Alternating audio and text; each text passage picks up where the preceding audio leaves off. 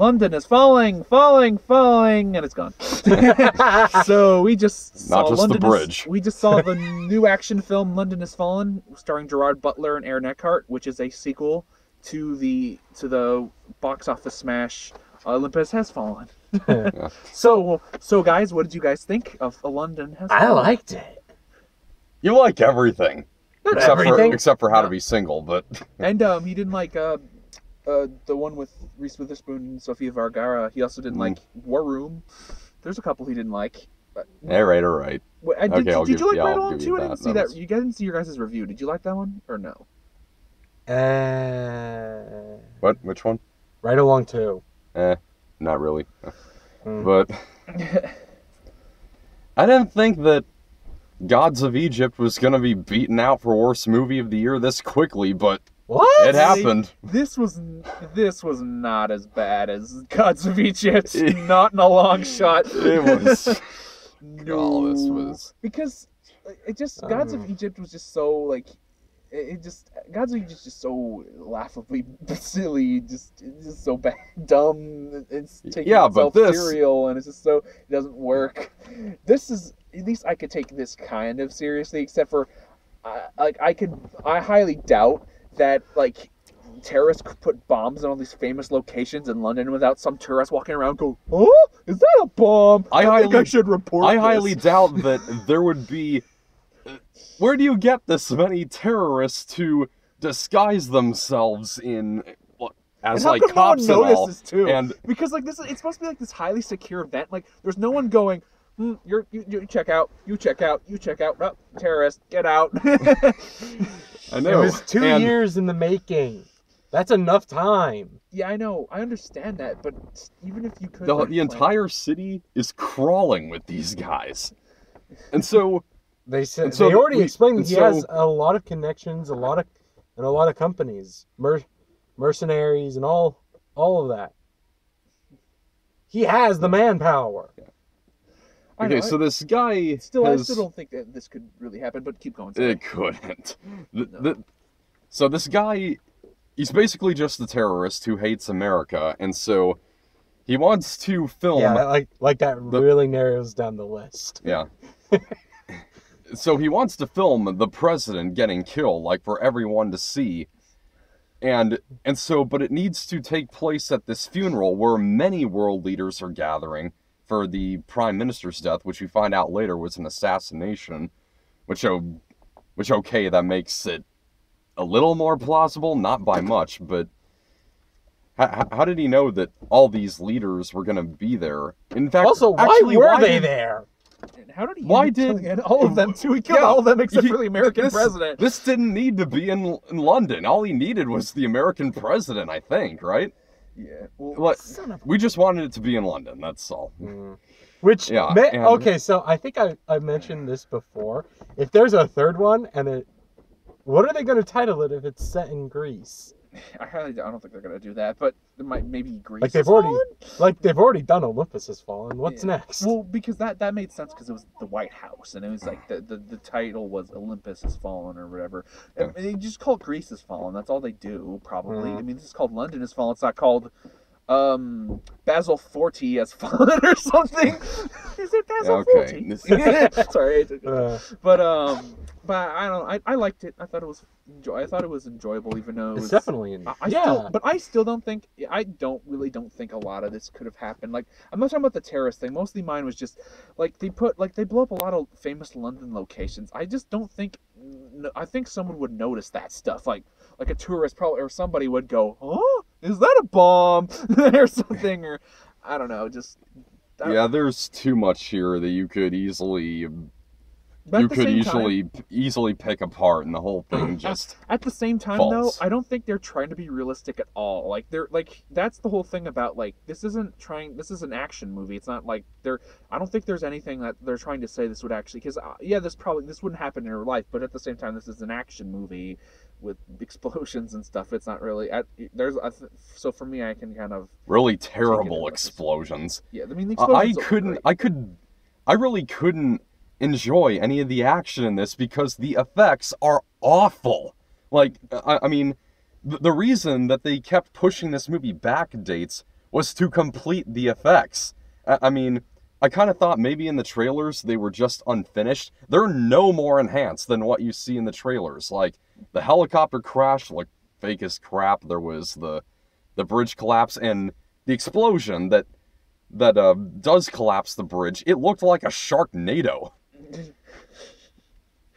Not to mention, all the wide shots in this movie, be it like the White House or a skyline, it was obviously stock footage. Couldn't you see like the static inside of it?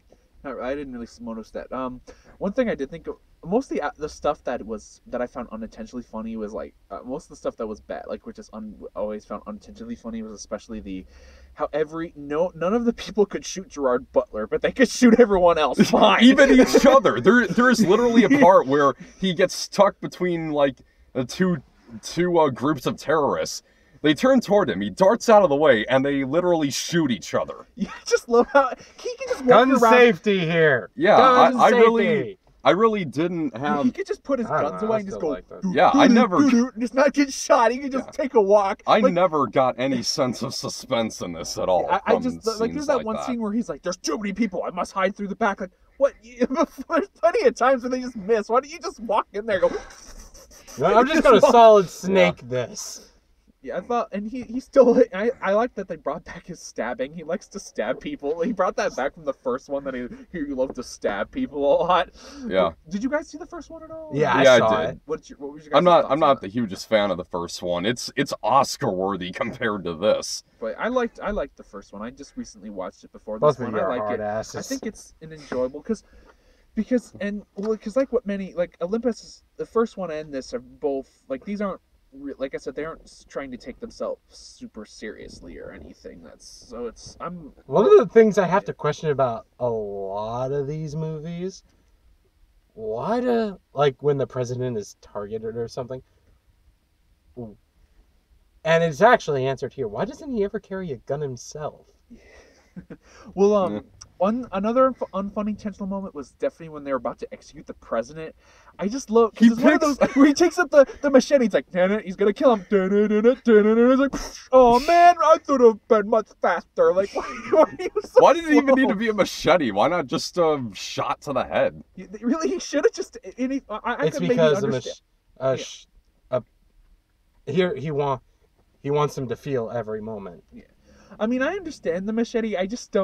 Why did he have to be so, like, if you're gonna chop someone's head off with a machete, just go whoosh. Don't just go, okay, I'm about to stab you. Oh wait, hang on, I have to do more calisthenics. I have to make sure it's in the right spot. Oops. Okay, let's try. So it's technical difficulties, people. Yeah. And oops, I'm about to get him. Oops. Okay, can you? Someone shot me. So was there anything you did like in this movie? Anything. I'm thinking. I might have to watch the entire movie again, which I don't want to do. Maybe there was one line I laughed at. I don't know. I liked it whenever I felt the direction was right for the most part, except for like whenever there was a shootout, it was fine. But whenever it was just like whenever someone had to go into fisticuffs, it was just the typical quick shoot editing crap they usually do now. That's kind of annoying. But yeah, I don't know. I like this film. I didn't have too many problems with it. I didn't especially because I understood what it was, and I like that they didn't, because the trailer didn't actually show a lot of the big set pieces in this movie did have, and that's good. I kind of liked it. I kind of liked the trailer better for that, because I remember when I saw the trailer, I'm like, man, this movie looks okay, because they didn't show a lot of the stuff in the trailer, and I'm glad they didn't, because it actually made this more enjoyable. Though one thing that's kind of weird is that the reason why the terrorist hates them so much is because they tried a drone strike on him, and it didn't kill him, and then they killed it. I know. I'm just saying, but then they do it again at the end. It's just kind of weird. Like, are they trying to say drone strikes are awesome? Drone strike everyone to death. Let's just drone strike everyone. It's like it's kind of weird.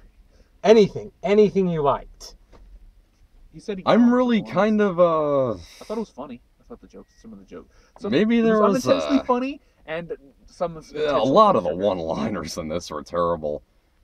the president's ex machina moment where there's one guy who is ready to shoot Gerard Butler. He could have just taken him out anyway somehow, but Aaron Eckhart steps in, shoots him, which prompts Gerard Butler to quip, "I was wondering when you'd come out of the closet." It's cute.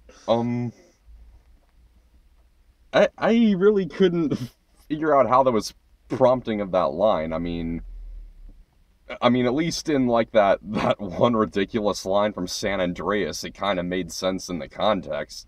I mean, the state of what this husband and wife are going through. They're about to get divorced, and the bit where they skydive out of the plane. They land smack dab in the middle of a baseball field at second base, and Dwayne Johnson's like, "It's been a while since I've gotten you to second base."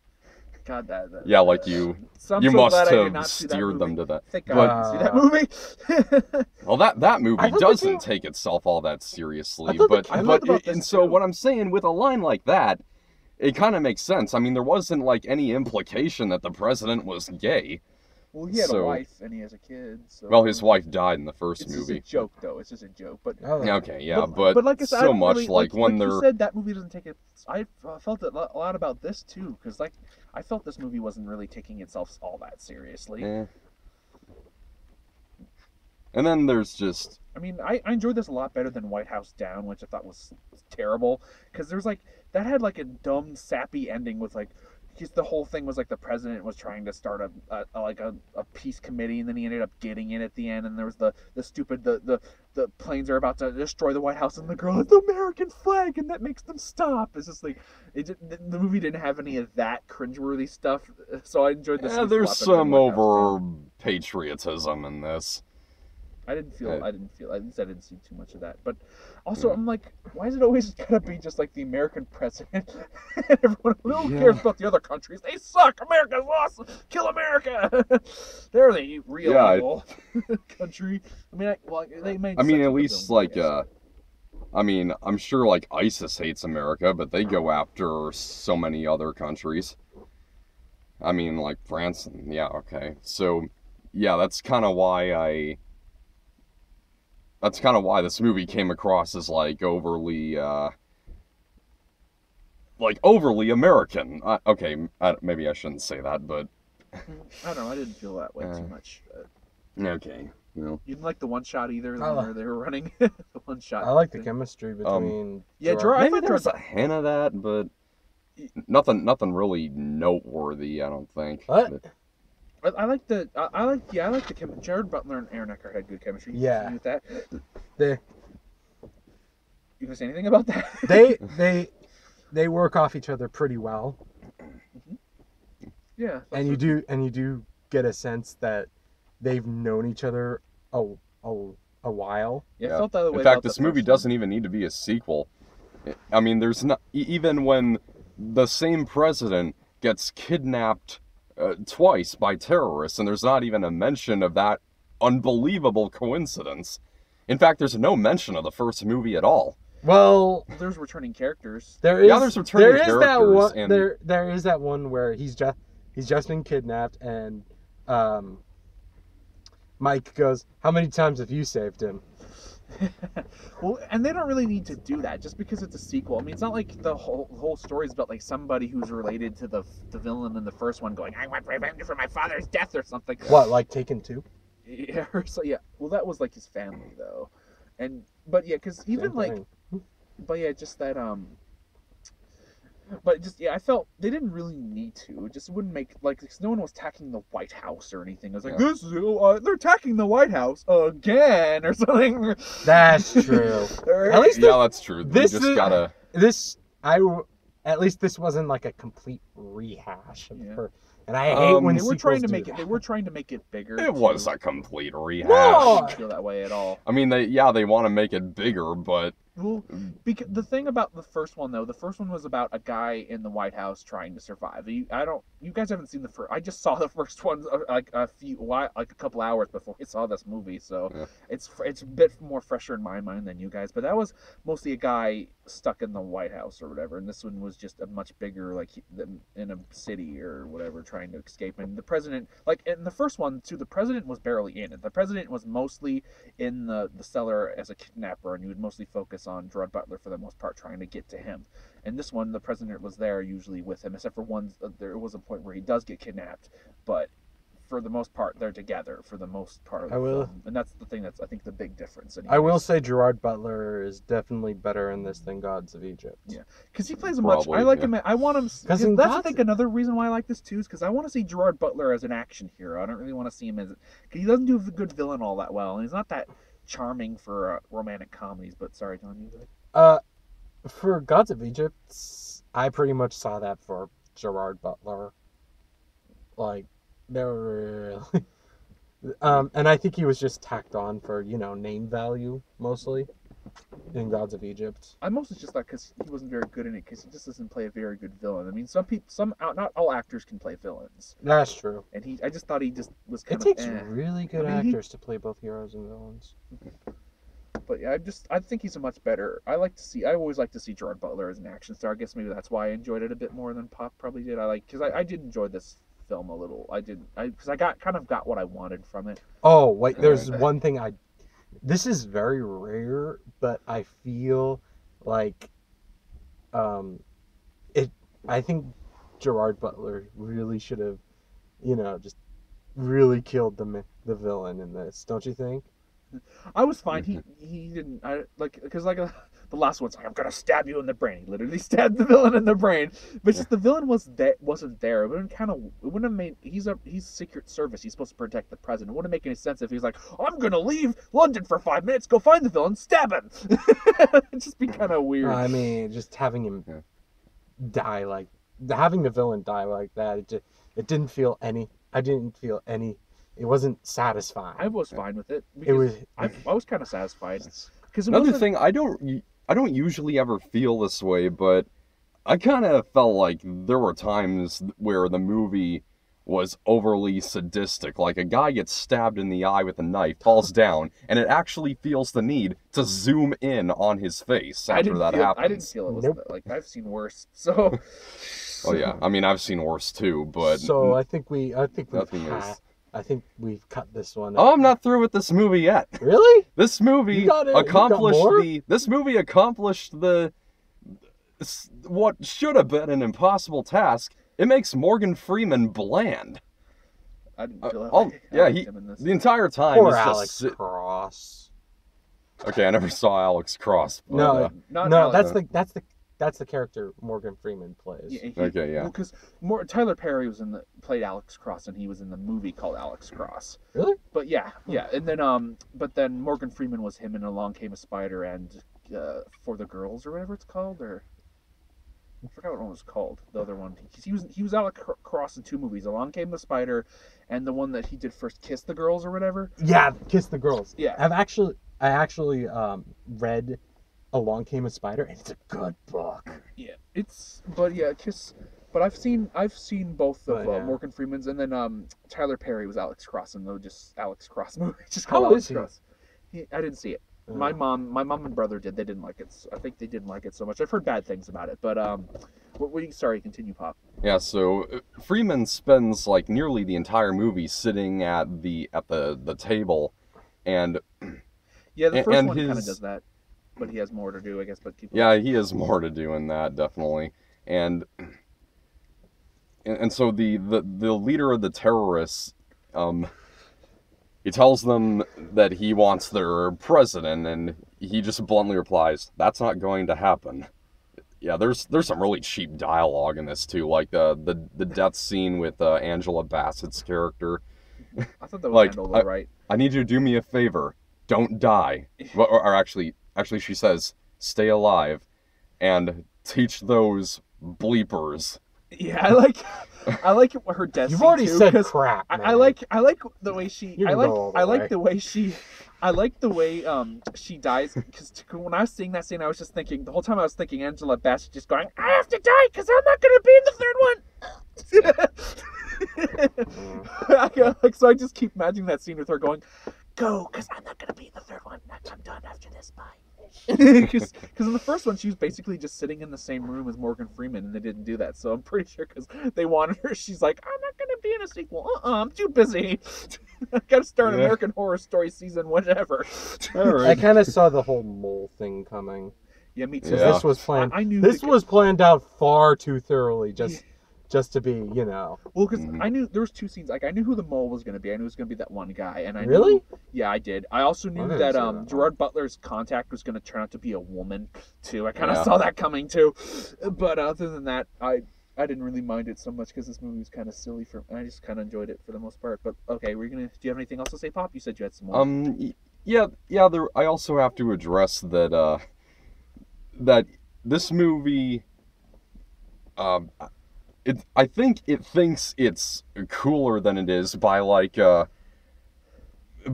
listing off like every single person you see and their occupation, but even with people who don't even have a line. Yeah, well, they did that. They did that in the first one too, and it was mainly just, but it was handled a lot better because it was much slower. It was kind of like, here's that person for a sec, and it wasn't like Yeah, like also another person who I felt was also underutilized was Robert Foster. He was in the first one as well. He was the general guy.